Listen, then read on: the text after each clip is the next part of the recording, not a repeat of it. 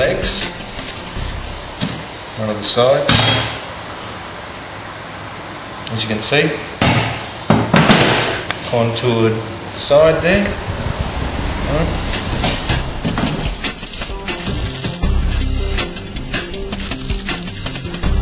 You sort of get the basic idea, and that's what I'm bending in the forge and in the power hammer at the moment, as we speak.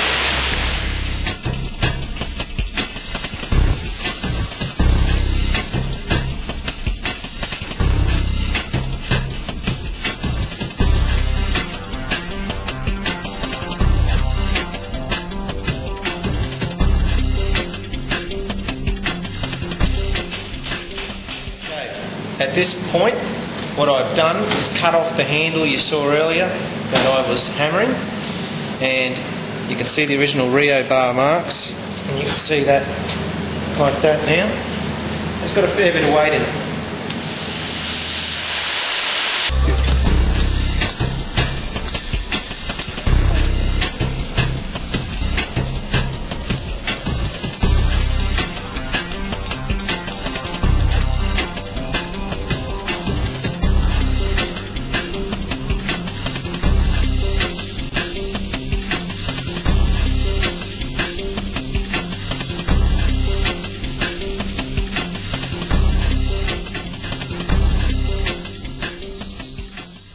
Got here is a rough grind of the bow.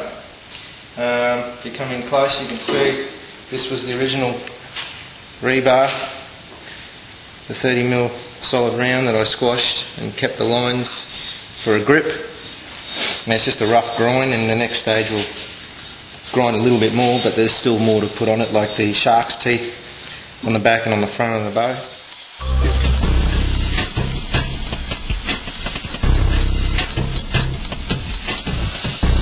Been mushroomed with the oxy and the heat, and rivets we have on this side. You can see all these have been hammered flat, and as it cools down it'll compress it even further and bring it together, and that side's yet to be done.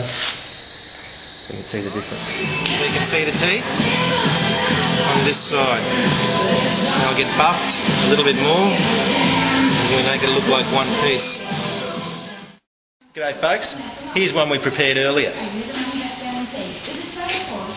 This is the unpolished and unbuffed and ground version, which will be on the outside, and over to your right is the nearly finished version. You've just got to get the small grind marks out now and polish it nice and smooth, and there you have it. And by the way,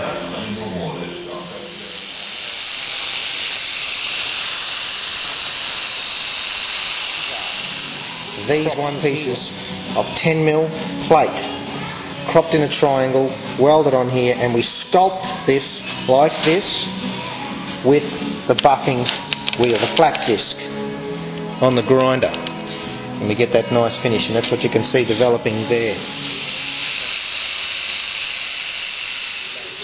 So what you got here now is the bow, the lettering. All we have to do now is make the arrow and put the string in, and the feet for it to mount up onto the wall in Bowhunting Down Under magazine's office. And that's I've seen some very, very primitive ways of doing this, but this would have to be probably the easiest. The next step up from this would be a motorised unit on the end of this instead of me doing all the twisting. So it's just a matter of how far you want to twist it, and you can see there's a little bit of a, you can twist it right up tight, but when it starts to get too far it starts to bind up and gets a kink in the centre, so it's touch and go when you get to this stage. You don't really want it too twisted, but just twisted enough to be able to say, well, there's a twisted bar, you know, a twisted arrow shaft. Obviously I still have to make the arrowhead and the fletchers on the end and weld the lettering onto here. Okay. As you can see now, I've just sort of roughly made the shape out for the arrowhead, twisted shaft for the arrow, and the words will be sitting on that, top and bottom. Just going to make the fletches and an arrow rest here, and that's basically it.